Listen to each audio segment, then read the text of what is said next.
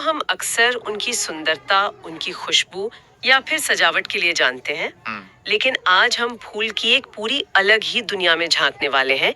इसे प्रकृति की सबसे बड़ी लव स्टोरी कह लीजिए, या फिर एक ऐसा मास्टर प्लान जिसमें चालाक रणनीतियां हैं, धोखेबाज हैं और अंत में एक नई पीढ़ी का जन्म है। बिल्कुल। तो आज हम फूल के इसी जादुई संसार की परतों को खोलने वाले हैं। हाँ, आज हम ये समझने वाले हैं कि फूल अपनी अगली पीढ़ी कैसे पैदा करते हैं।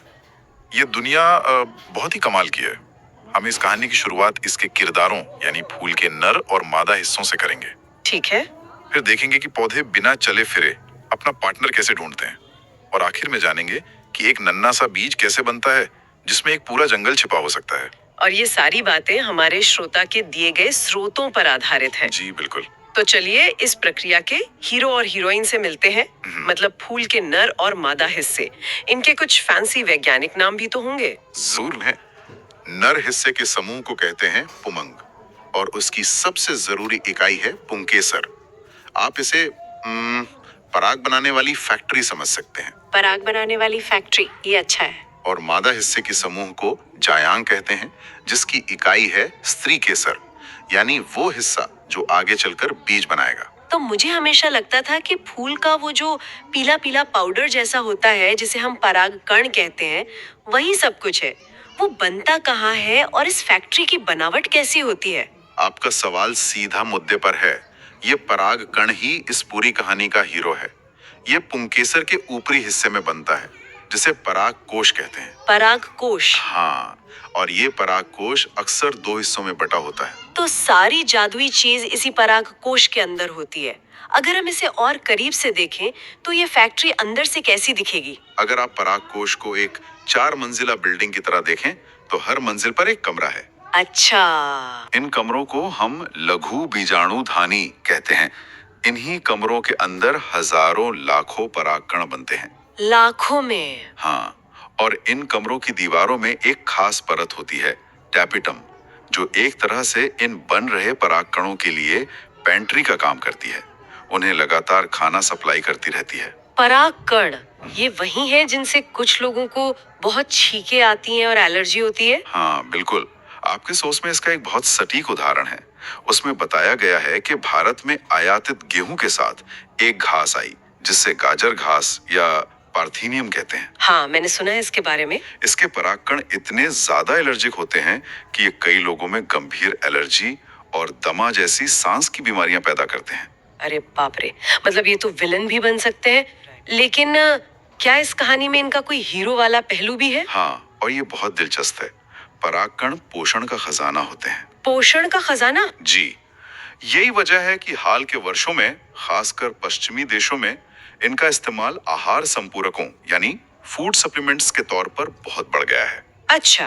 बाजार में पराग गोलियां और सिरप मिलते हैं, और तो और ये दावा भी किया जाता है कि ये खिलाड़ियों और रेस के घोड़ों की परफॉर्मेंस को भी बढ़ाते हैं। वाओ। एक तरफ गंभीर एलर्जी का कारण और दूसरी तरफ सुपरफूड। प्रकृति सच में हैरान करती है। एक ही चीज के दो बिल्कुल अलग चेहरे। बिल्कुल।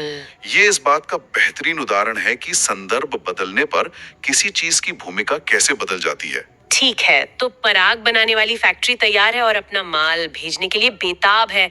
अब बात करते हैं मंजिल की, यानी पौधे के मादा हिस्से की। उसकी बनावट कैसी होती है? मादा हिस्सा यानी स्त्री केसर 3 भागों में बटा होता है। इसे समझना बहुत आसान है। सबसे ऊपर एक चिपचिपा हिस्सा होता है जिसे वर्तिकाग्र कहते हैं। वर्तिकाग्र? ये एक लैंडिंग पैड की तरह है जहां परागकण आकर उतरते हैं। Okay, landing pad. इस लैंडिंग पैड से नीचे एक लंबी पतली नली जैसी गर्दन होती है, जिसे वर्तिका कहते हैं। ठीक है। और सबसे नीचे एक फूला हुआ आधार होता है, वो अंडाशय है। अंडाशय, यानी यही वो जगह है जहां भविष्य का बीज बनेगा। एकदम सही। इसी अंडाशय के अंदर बीजांड होते हैं, जो एक तरह से कच्चे बीज हैं, और इन्हीं बीजांड के अंदर मादा युग्मक यानी अंड कोशिका तैयार होती है। तो ये अंड कोशिका कैसे बनती है? क्या ये भी परागकणों की तरह लाखों में बनती है? नहीं, यहाँ प्रकृति का नजरिया बिल्कुल अलग है। यहाँ गुरु बीजाणु जनन नाम की प्रक्रिया होती है, जिसमें एक कोशिका से 4 कोशिकाएं बनती हैं। लेकिन ज्यादातर पौधों में इनमें से 3 खत्म हो जाती हैं और सिर्फ एक ही बचती है और आगे विकसित होती है। मतलब प्रकृति सिर्फ सबसे ताकतवर को ही आगे बढ़ने का मौका देती है, पूरी तरह से क्वालिटी पर फोकस, क्वांटिटी पर नहीं। आप ऐसा कह सकती हैं। यही एक बची हुई कोशिका फिर विकसित होकर भ्रूणकोश बनाती है। ये असल में वो सुरक्षित जगह है जहां अंड कोशिका निषेचन का इंतजार करती है। ये भ्रूणकोश कैसा दिखता है? क्या ये सिर्फ एक कोशिका है? नहीं नहीं, ये काफी व्यवस्थित संरचना है। इसे एक छोटे से बहुत व्यवस्थित घर की तरह समझिए। अच्छा। दरवाजे के पास मुख्य अंड कोशिका अपने 2 हेल्पर्स के साथ खड़ी है। इस पूरे ग्रुप को अंड उपकरण कहते हैं। ठीक है, दरवाजे पर अंड कोशिका और उसके 2 हेल्पर। घर के बीचों बीच एक बहुत बड़ा सेंट्रल कमरा है जिसमें एक नहीं बल्कि 2 केंद्रक यानी न्यूक्लियस होते हैं। इसे केंद्रीय कोशिका कहते हैं। 2 केंद्रक एक ही कमरे में? हाँ, और पिछले दरवाजे पर 3 और कोशिकाएं होती हैं जिन्हें प्रतिव्यासांत कहते हैं। 1 मिनट, आपने कहा कि बीच वाले कमरे में 2 केंद्रक होते हैं, मतलब कुल मिलाकर इस घर में 8 केंद्रक हैं। लेकिन कमरे सिर्फ 7 हैं। ये गणित मुझे थोड़ा उलझा रहा है। बहुत अच्छा सवाल है। यही इसकी खासियत है। बीच वाली केंद्रीय कोशिका अकेली ही 2 केंद्रकों को रखती है। अच्छा। इसीलिए एक परिपक्व भ्रूणकोश 7 कोशिकीय लेकिन 8 केंद्र की होता है। ये पूरा सेटअप मेहमान यानी परागनलिका के आने का इंतजार कर रहा है। तो हमारी कहानी के दोनों किरदार तैयार हैं। नर परागकण फैक्ट्री में बन चुके हैं और मादा अंड कोशिका अपने पूरे लाव लश्कर के साथ अपने घर में इंतजार कर रही है। अब इनकी मुलाकात कैसे होगी? यहीं पर बात दिलचस्प हो जाती है, क्योंकि पौधे चल फिर तो सकते नहीं। और यही प्रकृति की इंजीनियरिंग दिखती है। इनकी मुलाकात की प्रक्रिया को परागण कहते हैं। परागण यानी परागण के कणों का फैक्ट्री से निकलकर लैंडिंग पैड तक पहुंचना।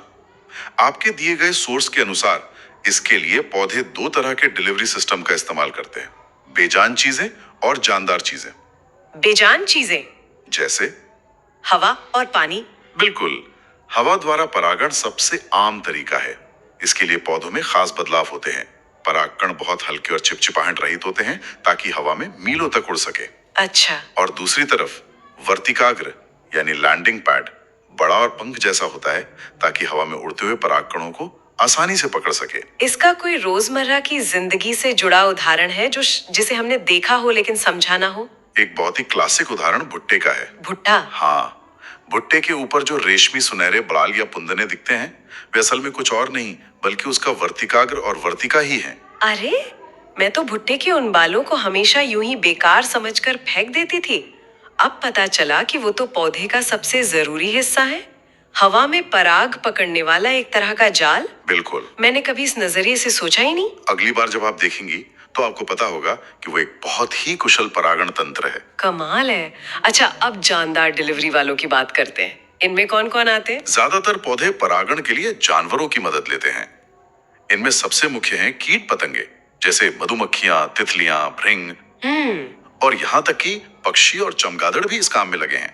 और जाहिर है इन डिलीवरी वालों को काम के बदले कुछ तो मिलता होगा। हाँ, उन्हें आकर्षित करने और इनाम देने के लिए फूल आमतौर पर बड़े, चमकीले, रंगीन, सुगंधित और मकरंद यानी मीठे रस से भरपूर होते हैं। सही बात है। लेकिन यहाँ भी विविधता है।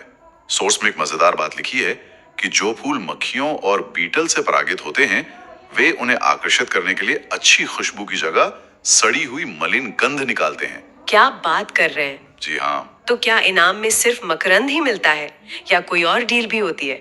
मकरंद और परागकण तो आम इनाम है, लेकिन कुछ पौधे इससे भी आगे की साझेदारी करते हैं। सोर्स में एमोर्फोफेलस फूल का जिक्र है जो लगभग 6 फुट ऊंचा होता है। 6 फुट? हाँ, ये फूल अपने परागण करने वाले कीटों को अंडे देने के लिए एक सुरक्षित जगह मुहैया कराता है। मतलब मेरे परागण में मदद करो और मैं तुम्हारे बच्चों के लिए एक सुरक्षित नर्सरी का इंतजाम करूंगा। गजब की डील है। ठीक है, ऐसा ही एक और अद्भुत संबंध यूका पौधे और एक खास किस्म के शलभ यानी मौत का है। अच्छा। शलभ अपने अंडे पौधे के अंडाशय में देता है और इस प्रक्रिया में फूल को परागित कर देता है। जब बीज विकसित होना शुरू होते हैं तो शलभ का लार्वा अंडों से बाहर आकर कुछ बीजों को खा लेता है। मतलब ये इतना गहरा रिश्ता है कि अगर एक खत्म हो गया तो दूसरा भी नहीं बचेगा। बिल्कुल। दोनों एक दूसरे के बिना अपना जीवन चक्र पूरा ही नहीं कर सकते। तो परागण अपनी मंजिल तक पहुंच गया है। किसी मेहनती मधुमक्खी ने या हवा की झोंके ने उसे वर्तिकाघर यानी लैंडिंग पैड पर उतार दिया है। जी। लेकिन ये तो आधी लड़ाई है। अब असली एक्शन शुरू होता है। उस छोटे से कण को एक सुरंग खोदकर बीजांड के किले के अंदर घुसना है। ये कैसे होता है? लैंडिंग पैड पर पहुंचने के बाद परागण अंकुरित होता है और उससे एक पॉलन ट्यूब निकलती है। एक नली। हाँ, ये पराग नली का वर्तिका के ऊतकों से होते हुए बीजांड तक पहुंचने का रास्ता बनाती है, बिल्कुल एक सुरंग की तरह। और इस सुरंग में कौन जाता है? ये पराग नलिका अपने साथ 2 नर युग्मक लेकर जाती है और जब ये बीजांड के अंदर भ्रूणकोश तक पहुंचती है तब फूल वाले पौधों की सबसे अनूठी और सबसे महत्वपूर्ण घटना होती है। और वो क्या है? उसे कहते हैं दोहरा निषेचन। दोहरा निषेचन?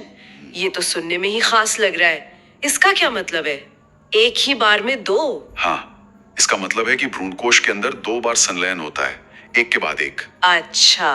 पराग नलिका से जो 2 नर युग्मक भ्रूणकोश में छोड़े जाते हैं वे अलग अलग काम करते हैं। ओके, तो पहला क्या करता है? पहला नर युग्मक अंड कोशिका के साथ जाकर मिल जाता है। इस प्रक्रिया को युग्मक संलयन कहते हैं। इससे एक युग्मनज यानी जाइगोट बनता है जो आगे चलकर भ्रूण बनेगा। भविष्य का पौधा? जी, यही भविष्य का पौधा है। ठीक है, तो एक नर युग्मक ने अंड कोशिका से मिलकर बच्चा बना लिया। अब दूसरे का क्या काम है? वो बेचारा क्या करेगा? दूसरा नर युग्मक असली गेम चेंजर है। वह भ्रूणपोष के केंद्र में मौजूद उस बड़ी कोशिका के पास जाता है जिसके पास 2 केंद्रक थे। बिल्कुल, वह उन दोनों के साथ जाकर मिल जाता है। चूंकि यहाँ 3 केंद्रक मिल रहे हैं, इसलिए इस प्रक्रिया को त्रिसंलयन कहते हैं। त्रिसंलयन? हाँ, और इससे एक खास ऊतक बनता है जो भ्रूण के लिए भोजन का काम करेगा, जिसे भ्रूणपोष कहते हैं। अरे वाह, ये तो कमाल की एफिशिएंसी है। मतलब प्रकृति ने एक ही पैकेट में बच्चे और उसके लंच बॉक्स दोनों का इंतजाम कर दिया। हाँ, और लंच बॉक्स तभी बनता है जब बच्चा कंफर्म हो जाए, कुछ भी बर्बाद नहीं होता।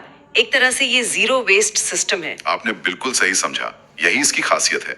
यह सुनिश्चित करता है कि भ्रूण को विकास के लिए जरूरी पोषण तभी मिले जब निषेचन सफल हो गया हो। ऊर्जा की कोई बर्बादी नहीं। ये भ्रूण और उसका लंच बॉक्स कैसे विकसित होते हैं? जैसा हमने बात की, दोहरा निषेचन 2 चीजें बनाता है, भ्रूण और भ्रूणपोष। भ्रूणपोष एक पोषक ऊतक है जो पोषक खाद्य सामग्री से भरा होता है और विकासशील भ्रूण को पोषण देता है। इसका सबसे अच्छा और आसानी से दिखने वाला उदाहरण कौन सा है? इसका सबसे क्लासिक उदाहरण है नारियल। नारियल? हाँ, जो नारियल का पानी हम पीते हैं वो मुक्त केंद्र की भ्रूणपोष है जिसमें हजारों केंद्रक तैरते रहते हैं। अच्छा। और बाद में जो उसके चारों ओर सफेद गिरी जम जाती है वो कोशिकीय भ्रूणपोष है। कमाल है। तो अगली बार नारियल पानी पीते हुए याद रहेगा कि हम असल में एक विकासशील भ्रूण का पोषण पी रहे हैं। और उस भ्रूण का क्या होता है? युग्मनज यानी जाइगोट इसी भ्रूणपोष से पोषण लेते हुए विकसित होकर भ्रूण बनता है। यह प्रक्रिया एक निश्चित क्रम में होती है जिससे एक छोटा सा पौधा तैयार हो जाता है। ठीक है। और इस पूरी प्रक्रिया के दौरान पूरा बीजांड धीरे धीरे एक बीज में बदल जाता है। और बीज के ऊपर का सख्त छिलका वो कहाँ से आता है? वो बीजांड का बाहरी आवरण होता है जो सख्त होकर बीज का सुरक्षा कवच यानी बीजावरण बन जाता है। तो बीज असल में अगली पीढ़ी को सुनिश्चित करने का एक सर्वाइवल पैकेज है। बिल्कुल। एक तरह का लंच बॉक्स जिसमें बच्चा और उसका खाना दोनों पैक हैं और ऊपर से एक आर्मर्ड कवरिंग भी है। बिल्कुल सही उपमा है। बीज में एक संरक्षित भ्रूण होता है, उसके लिए भोजन का भंडार होता है और बाहर एक कठोर सुरक्षा कवच। ये उसे मुश्किल परिस्थितियों जैसे सूखा या ठंड में जीवित रहने में मदद करता है। इस निष्क्रिय अवस्था को प्रसुप्ति कहते हैं और जब सही मौका मिलता है, मतलब सही नमी, तापमान। हाँ, सही नमी, तापमान और ऑक्सीजन, तो वो अंकुरित हो जाता है। और इसका एक और बहुत बड़ा फायदा भी तो है। हाँ, सबसे बड़ा फायदा लैंगिक प्रजनन का उत्पाद होने के कारण हर बीज नए आनुवंशिक संयोजन लेकर आता है। विविधता। जी, यही विविधता है जो प्रजातियों को बदलते पर्यावरण में ढलने और विकसित होने में मदद करती है। तो एक खूबसूरत फूल से शुरू हुआ सफर परागण की चालाक रणनीतियों और निषेचन की एक बेहद कुशल प्रक्रिया से गुजरते हुए एक नन्हे से बीज पर आकर खत्म हुआ जिसमें एक पूरे नए पौधे की संभावना छिपी है। ये प्रकृति की इंजीनियरिंग का एक बेहतरीन नमूना है। ये चक्कर अरबों सालों से चल रहा है और धरती पर जीवन को आगे बढ़ा रहा है। बिल्कुल। अगली बार जब हम कोई फल या बीज खाएं तो उसके पीछे की इस जटिल और अद्भुत जैविक कहानी को याद करना वाकई दिलचस्प होगा। बिल्कुल। और जाते जाते हमारे श्रोता के लिए एक सवाल छोड़ जाते हैं। आपके सोर्स में परागम मकरंद दस्यु यानी पॉलन नेक्टर रॉबर्स का जिक्र है। ये ऐसे कीट होते हैं जो फूल में छेद करके या किसी और चालाकी से मीठा रस तो चुरा लेते हैं, लेकिन परागण में कोई मदद नहीं करते। हाँ, ये व्यवस्था के धोखेबाज हैं। तो सवाल ये है कि ये विकास के बारे में गहरा सवाल खड़ा करता है। पौधे इन चोरों को मात देने और अपना अस्तित्व सुनिश्चित करने के लिए कैसी रणनीतियां विकसित करते होंगे? बहुत दिलचस्प सवाल है। क्या वे अपनी संरचना बदलते हैं या कोई रासायनिक बचाव विकसित करते हैं? सही बात है। हमारे बगीचों और जंगलों में हर दिन विकास की एक कौन सी दौड़ चल रही है जिसके बारे में हम जानते भी नहीं।